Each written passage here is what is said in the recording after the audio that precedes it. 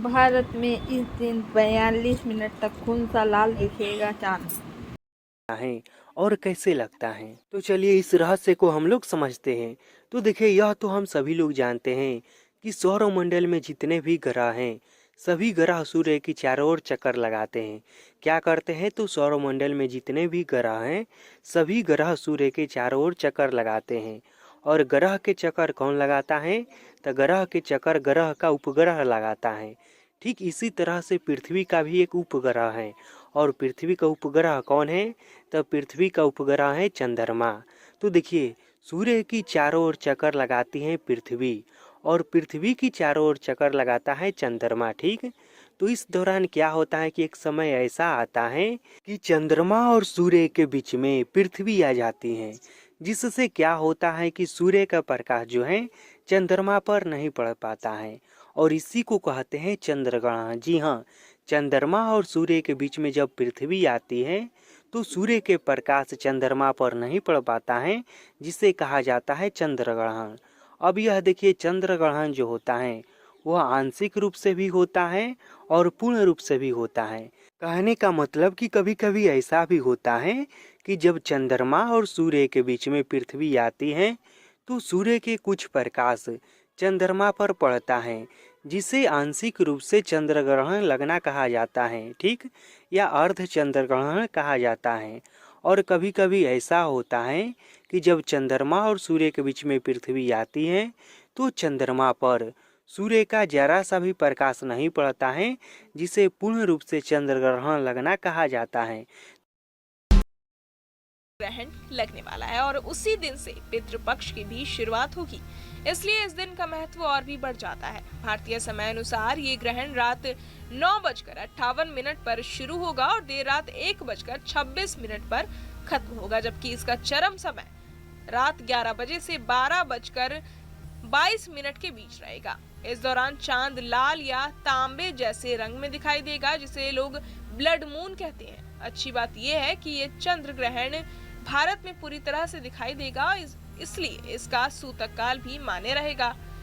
इसका नजारा दिल्ली, मुंबई, कोलकाता, चेन्नई, लखनऊ, बेंगलुरु, गोवा समेत देश के कई बड़े शहरों में साफ साफ देखा जा सकेगा। साथ ही एशिया, ऑस्ट्रेलिया और अफ्रीका के कई हिस्सों में भी लोग इसे देख पाएंगे।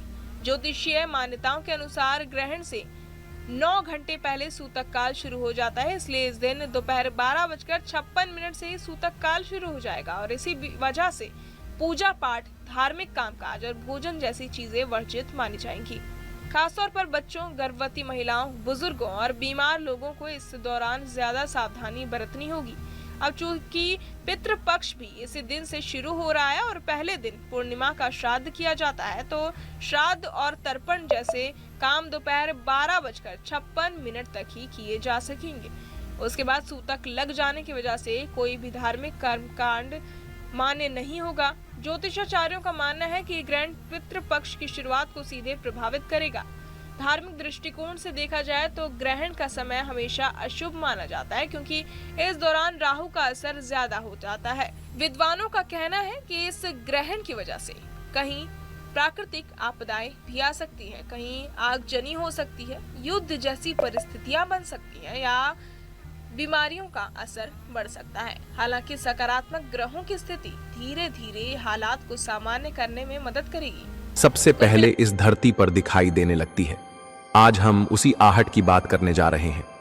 भविष्यवाणियों के अनुसार 2025 से लेकर 2030 तक का समय मानव इतिहास का सबसे निर्णायक समय होगा।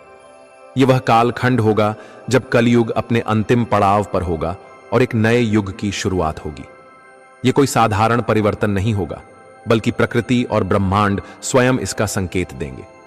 पुराण, ब्रह्मवैवर्त पुराण और स्कंद पुराण में हजारों साल पहले लिखा गया है कि जब कलयुग का अंत होगा तो 6 विशेष लक्षण इस धरती पर दिखाई देंगे।